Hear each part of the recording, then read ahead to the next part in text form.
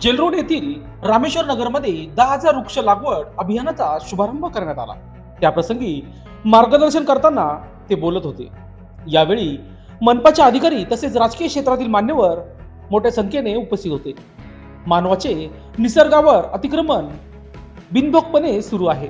आपल्या स्वार्थासाठी डोंगरले पोखरली जात आहे।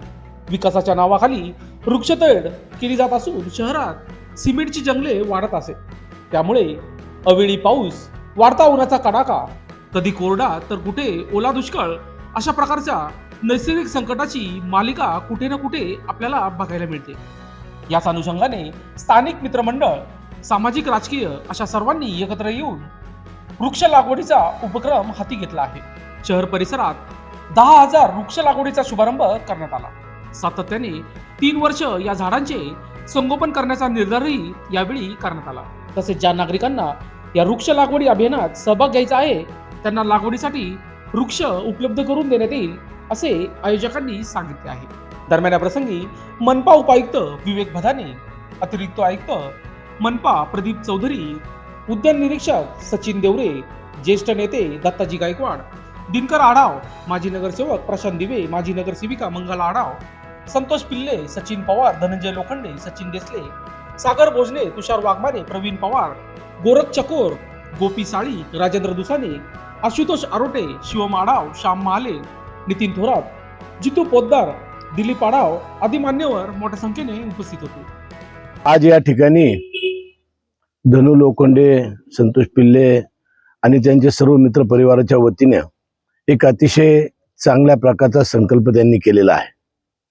आपल्याला सध्या माहित आहे की शहरामध्ये जंगलाचं राज सुरू आहे। जंगल राज म्हणल्यानंतर सिमेंटाचं जंगल अशा प्रकारचं आहे आणि मग त्याचा दुष्परिणाम काय होतो तर आपण बघतो आहे की या ठिकाणी कधी पाऊस येणं, कधी ऊन पडणं, जे ऋतू असतात ते ऋतूचा समतोल त्या ठिकाणी बिघडलेला आहे। आणि त्याचं मुख्य कारण असेल तर या ठिकाणी डोंगर असतील ते डोंगर खाणीच्या रूपाने त्या ठिकाणी मोठ्या प्रमाणामध्ये कमी झालेले आहे। सिमेंट कॉन्क्रीटचे मोठमोठे घर त्या ठिकाणी झालेले आहे आणि प्रामुख्याने जेवढे झाडं पाहिजे तेवढे झाडं मात्र आज शहरामध्ये नाही आहे। आणि त्याच्यामुळेच या ठिकाणी जे काही मी सांगितल्याप्रमाणे वेळेअभावी पाऊस येणं, वेळेअभावी ऊन येणं, हे ज्या काही गोष्टी घडत असतात त्याचा समतोल या ठिकाणी बिघडलेला आहे। आणि म्हणून सगळ्यांनी संकल्प केला तो अतिशय चांगला आहे। या ठिकाणी जवळजवळ 200 झाडं लावण्याचा संकल्प त्यांनी केलेला आहे। 10,000 टोटल 10,000 झाडं शहरामध्ये लावण्याचा संकल्प त्यांनी केला आणि त्याच्यामुळे खऱ्या अर्थानं एक चांगलं कार्य ते करत आहे। आणि हे करत असताना कुठल्याही राजकीय पक्ष किंवा कुठलंही मंडळ याचा विचार न करता जे काही फ्रेंड सर्कल आहे, जे काही मित्र परिवार आहे, जे एक दररोज भेटतात, बोलतात, त्यांनी हा विचार केला आणि त्यांच्या विचारामधून एक चांगला संकल्प या ठिकाणी उभा राहतोय। याचा निश्चितपणे आम्हाला त्या ठिकाणी आनंद आहे। आणि ही झाडं जरी लावले परंतु ते वाचलं पाहिजे या दृष्टिकोनातून देखील तुम्हाला काम करायचं आहे।